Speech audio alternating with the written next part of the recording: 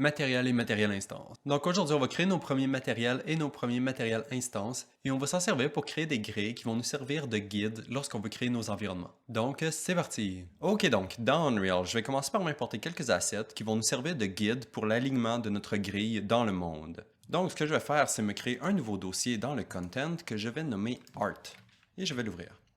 À l'intérieur du dossier, je vais me créer deux autres dossiers, donc je vais avoir Meshes et je vais avoir Textures. Et je vais commencer par ouvrir celui de texture et me créer un autre dossier que je vais appeler Grids. Et je vais l'ouvrir. Ensuite, je vais aller dans le Windows Explorer.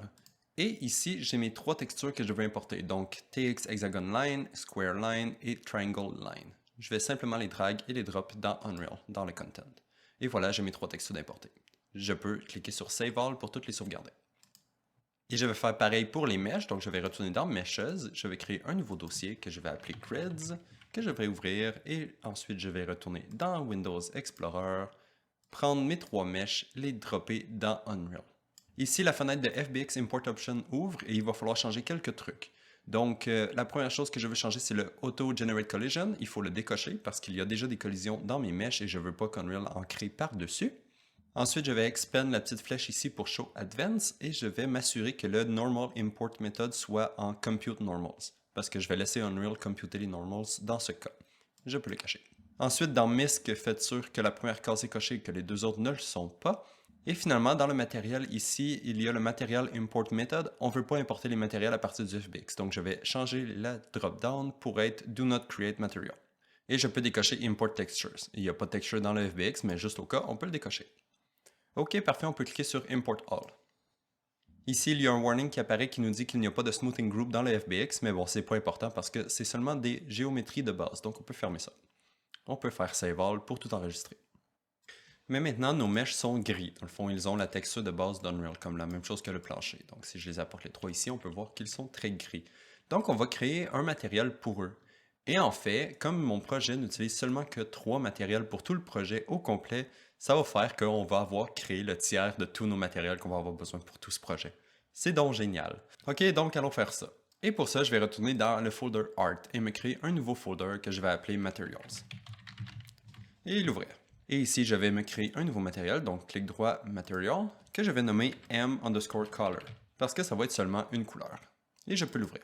Et on se retrouve dans le matériel éditeur. Donc ici, il y a plein de choses. Et à droite, dans le fond, si vous voyez la liste, c'est toutes les fonctions de matériel que vous pouvez utiliser. Il y en a vraiment beaucoup. Dans le fond, c'est comme du code, là. Ça peut devenir vraiment intense. Mais dans notre cas, on va garder ça très simple et on va simplement avoir besoin de mettre une couleur dans notre matériel qui est ici.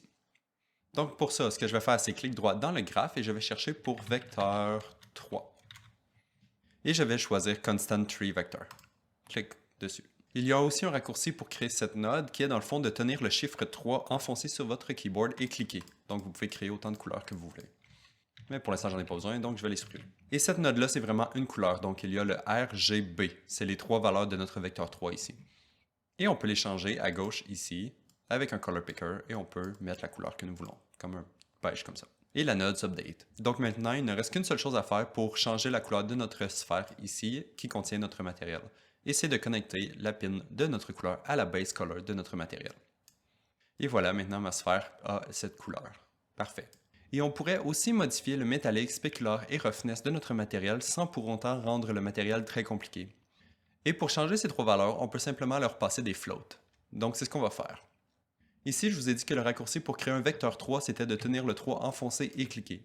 Mais en fait, vous pouvez faire la même chose pour les vecteurs 2, donc tenir le 2 enfoncé, et pour les floats, donc tenir le 1 enfoncé.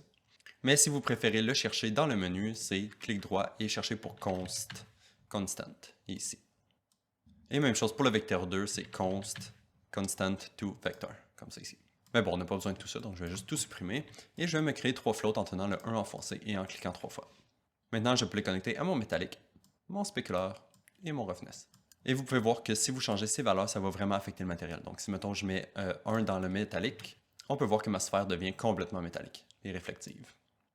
Mais dans mon cas, je vais simplement les laisser à 0 pour l'instant. Vous pouvez les modifier comme vous voulez, évidemment. Donc je vais sauvegarder mon matériel.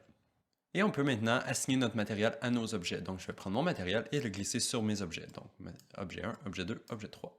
Et si je sélectionne mon objet, on peut voir à droite dans le Detail Panel que notre matériel est bien assigné au matériel index 0 de notre objet. Et c'est la même chose pour nos trois objets. Mais par contre, comment ça se fait que j'ai dit que dans tout mon projet au complet, j'ai seulement 3 matériels, alors que si vous avez vu la démo, il y a beaucoup de couleurs et beaucoup d'objets qui on dirait qu'ils ont des matériels différents? Eh bien, c'est le temps de parler de matériel instance. Mais donc, c'est quoi des matériels instances?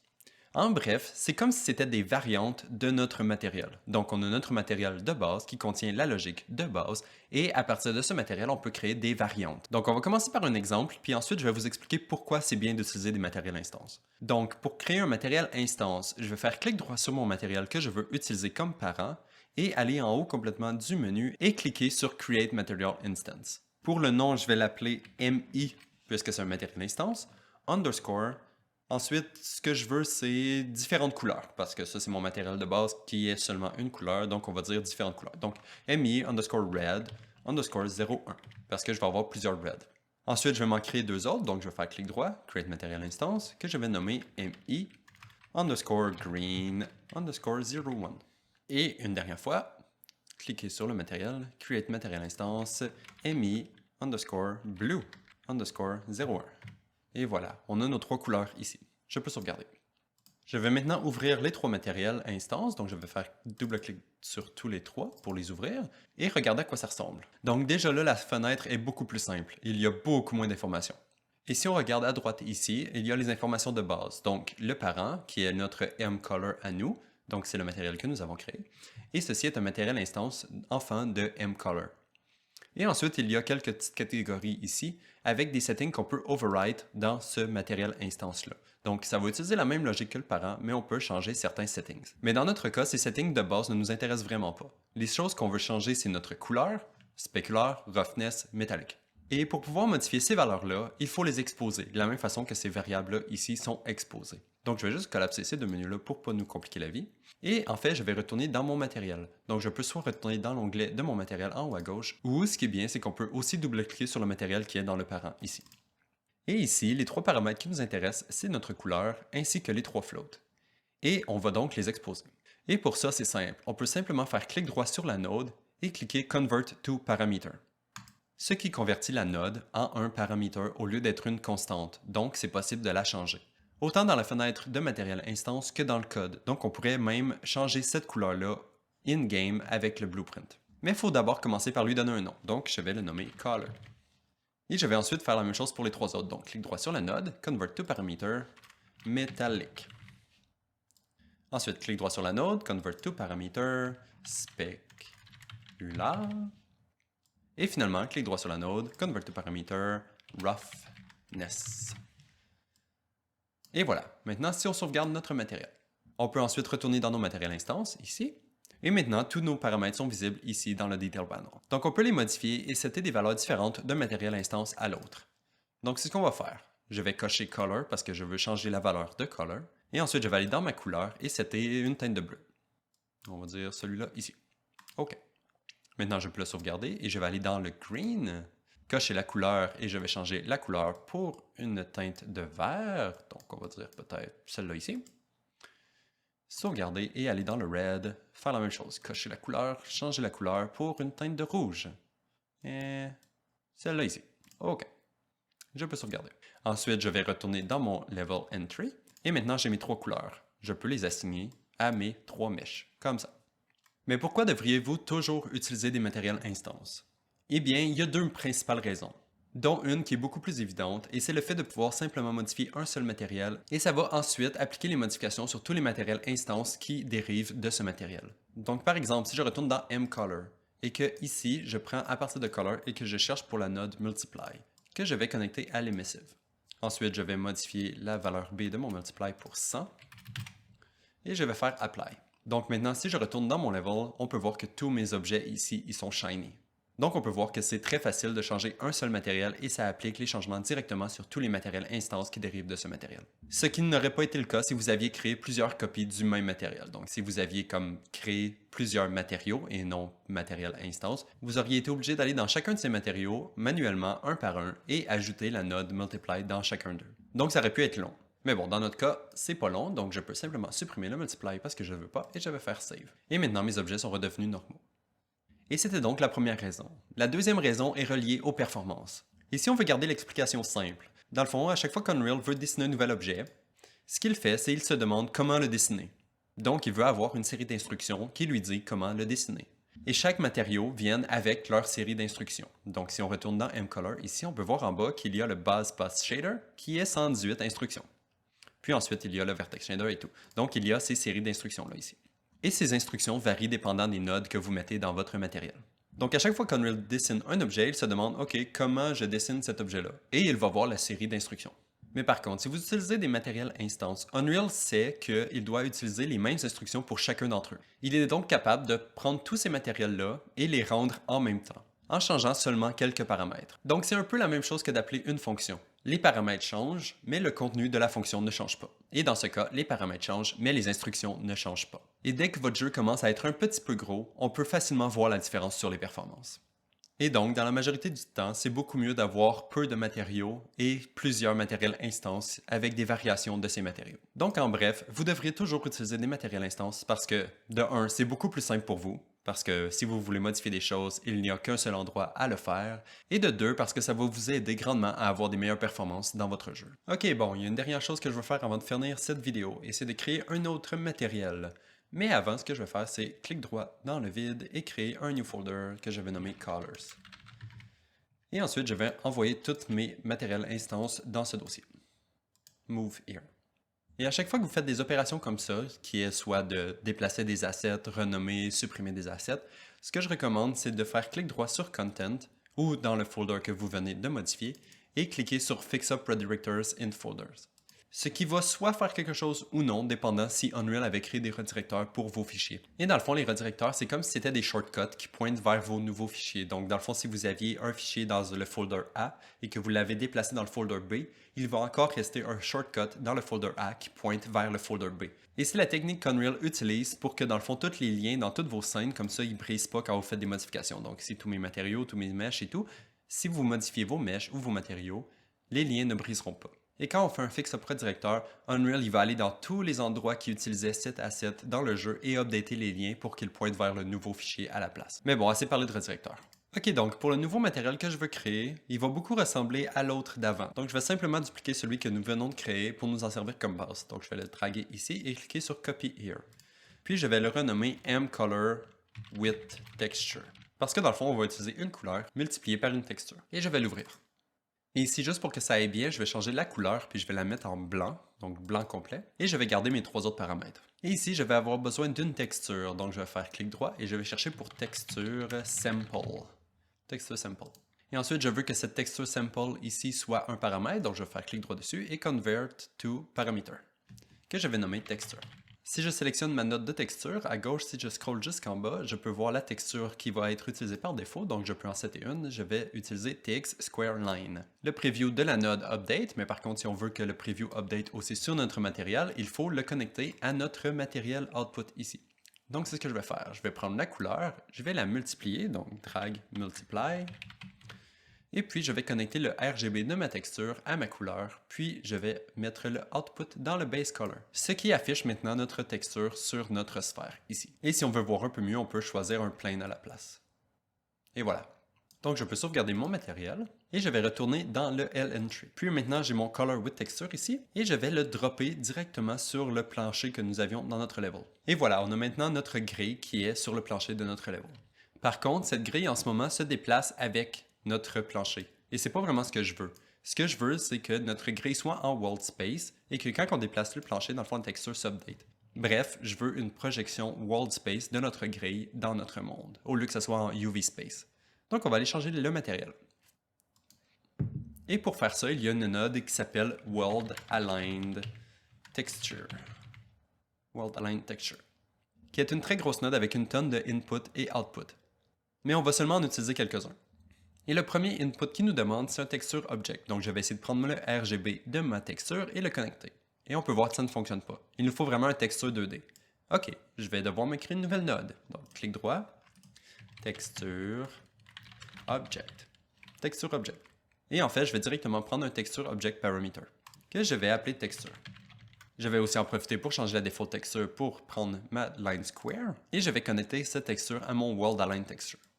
Et ensuite, pour que la node fonctionne, il faut lui donner le world position. Donc, on peut faire clic droit, world position, chercher pour world position, et le connecter au world position de notre node. Et maintenant, on devrait pouvoir prendre le X, Y, Z de la texture, donc le RGB, et le connecter à notre multiply à la place de notre ancienne texture. Et on peut maintenant supprimer notre ancienne texture ici. Donc maintenant, si je sauvegarde et retourne dans le level, notre grille a changé un peu sur notre plane, mais le plus important, c'est que si je déplace le plane ici, la grille ne se déplace pas. Donc la grille est vraiment en world space alors que le plane est en object space. Parfait. Et la dernière chose qu'il nous reste à faire pour ce matériel, c'est de faire en sorte qu'on puisse customiser la grosseur de notre grille ainsi que la position qu'elle a dans le monde. Donc par exemple, si je prends mon cube vert ici et que je reset son transform pour le remettre à 0, 0, 0, on peut voir qu'il est au centre comme ça et qu'il est comme au milieu de notre grille. En fait, je vais juste le mettre un peu plus haut pour qu'on voit bien. OK. Donc, il est au milieu de notre grille, comme ça, et ce que j'aimerais, c'est que notre grille puisse suivre exactement les edges de notre cube. Donc, c'est ce qu'on va faire. On va retourner dans le matériel, et on va commencer par passer un autre paramètre à notre World Align Texture, et c'est le Texture Size, qui est dans le fond la grosseur de notre grille. Donc, je vais me créer un nouveau vecteur 3 en tenant 3 enfoncé et en cliquant. Je vais faire clic droit dessus et Convert to Parameter, et je vais le nommer Grid Size. Et je vais ensuite connecter le RGB, donc la première node, à mon Texture Size. Comme valeur par défaut, je vais expand le default value et je vais changer le R pour 200, le G pour 200 et le B pour 100, on va dire. Donc notre grille aurait 200 de large, 200 de long et 100 de haut. Donc maintenant, si je save et que je retourne dans le level, on peut voir que les cases de notre grille sont la même grosseur que notre cube, mais ils ne sont pas centrés sur le cube, et ça c'est pas bon, donc il faut le centrer. Donc il faut simplement ajouter un offset sur notre texture pour la tasser et faire en sorte qu'elle soit alignée avec le cube. Donc on retourne dans le matériel. Et comme la position de notre grille est dirigée par le Absolute World Position ici, on peut simplement ajouter un offset à celui-ci. Donc je vais me créer un nouveau vecteur 3, donc tenir 3 enfoncé et cliquer. Clic droit, Convert to Parameter, que je vais appeler Offset. Ensuite, pour les valeurs par défaut, je vais dire 100, 100 et on va dire 0 en hauteur. Et ce que je vais faire, c'est que je vais prendre à partir de mon Absolute World Position et chercher pour Add. Donc, on va additionner ces deux valeurs ensemble. Donc, la World Position plus 100 et 100. Puis, on connecte ça dans le World Position. Donc, maintenant, si je fais Save et que je retourne dans le monde... Oups, ça n'a pas fonctionné. OK, parce que dans le fond, mon cube, il y a 100 de large, il n'y a pas 200 de large, je me suis trompé. Donc, on va retourner dans le matériel et changer l'offset pour 50-50. Et maintenant, on peut sauvegarder. Donc maintenant, notre grille est alignée avec notre cube. Donc parfait, c'est exactement ce qu'on veut. OK, donc on a maintenant tout ce qu'il nous faut dans notre matériel pour pouvoir customiser notre grille comme on veut. Et c'est ce qu'on va faire pour les trois types de grilles, donc le triangle, l'hexagone et le carré. Donc ce que je vais faire, c'est clic droit sur mon nouveau matériel et créer un matériel instance que je vais nommer MI underscore square underscore line. Et ensuite, je vais m'en créer deux autres. Donc, clic droit sur le Color with Texture, créer de matériel instance, MI underscore triangle line. Et finalement, matériel instance, MI underscore hexagon underscore line.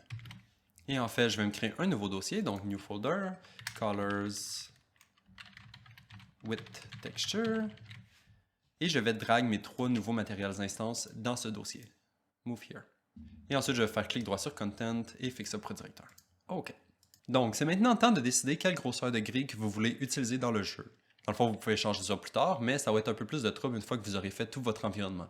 Donc, dans mon cas, j'aimerais avoir des grilles de 200 par 200, parce que je trouve que ça fonctionne bien. Donc, si je prends mon cube ici, en ce moment, c'est un cube de 100 par 100. Donc, je vais changer le scale pour 2 par 2 par 2. Donc, c'est un cube de 200 par 200. Et maintenant, avec mon cube centré dans le monde, donc à 0, 0, 0 en position, c'est très important, je vais changer la texture de mon plancher et je vais la modifier pour qu'elle s'aligne parfaitement avec le carré. Donc, je vais prendre mon matériel Instance Square, je vais commencer par le mettre sur ma grille à la place de mon ancien matériel qui était déjà là, et puis je vais l'ouvrir. Et donc, on peut voir les changements en real time. Donc, si je fais ça ici, que je déplace mon matériel sur le côté, on peut voir que si je change le grid size, ici, on peut mettre, mettons, 400 par 400. On peut voir que la grosseur des cases s'update. Et même chose, je vais pouvoir changer l'offset, donc je vais cocher offset, et au lieu de 50, je vais mettre 100. Et voilà. Donc maintenant, la grille fonctionne parfaitement avec mon cube qui est dans le centre du monde. Parfait, je vais enregistrer. Et maintenant, je vais juste tasser mon cube à côté, donc je vais le mettre ici. Et je vais prendre mon hexagone. Donc je prends l'hexagone, je reset le transform à 0, 0, 0 dans le monde, et ensuite je fais le scale à 2. Parce que je veux que ce soit un 200 par 200 par 200. Ensuite, je vais prendre mon Hexagon Line Material Instance, je vais le mettre sur le plancher, puis je vais l'ouvrir. Et ici, je vais faire la même chose, mais avant, il faut que je change la texture, parce qu'elle a encore la texture de carré. Donc, je vais cocher texture, je vais changer la texture de carré pour la texture d'hexagone, comme ça. Et maintenant, je vais l'adapter à mon hexagone bleu. Donc, je vais le monter un petit peu. Et ensuite, pour le grid size. Donc, pour l'hexagone, je crois que c'est 600 de haut et peut-être 400 de large. 800 de large, peut-être. Je ne me rappelle plus. 800 de large. Ok, parfait. C'est à peu près la même grosseur. En fait, c'est exactement la même grosseur. Parfait. Il reste seulement qu'à rajouter un offset ici. Donc, l'offset, on peut le drag si on n'est pas trop sûr. Donc, on peut dire 0 en R, ça devrait être bon. Et puis en G, comme ça. 100 en G. Parfait. C'est bien aligné. On peut sauvegarder le matériel instance. La dernière case qu'il nous reste à faire, c'est notre triangle. Donc, je vais tasser l'hexagone et je vais resetter le triangle à 0, 0, 0 dans le monde. Puis, je vais mettre le scale à 2 par 2. Je vais prendre mon matériel instance de triangle et le mettre sur ma grille et je vais l'ouvrir. Maintenant, je vais changer la texture, donc TX triangle line, et je vais changer le grid size. Donc, au lieu de 200, je vais mettre 400, je crois. Oui, ça se ressemble. Parfait. Donc, 400, 400. Et finalement, pour l'offset, on va changer l'offset un peu. On va dire, je crois que c'est 100 en R. Et pour le G, comme ça, 100 en G. Parfait. On peut maintenant sauvegarder le matériel instance et fermer tous nos matériels instance et notre matériel. Ok, donc on a enfin nos 3 matériels de grille qui vont nous servir de guide lorsqu'on veut créer notre environnement. Donc si on veut créer un environnement en carré, dans le fond on peut scaler le plane aussi grand qu'on veut, vu que la texture est en world space, ça n'a pas d'importance. Donc je peux avoir comme une grille super grande comme ça. Et si je fais mon environnement en carré, je veux m'assurer qu'il s'adapte à cette grille. Donc il faut vraiment que toutes mes cases fonctionnent si je veux que ça fonctionne avec la grille. Même chose pour les triangles ou l'hexagone. Donc on peut vraiment faire nos 3 environnements ici basés sur ces grilles. Et c'est ce qu'on va faire dans la prochaine vidéo. Donc pour l'instant, je vais simplement aller soumettre tout ça et on se revoit dans la prochaine. Bye bye!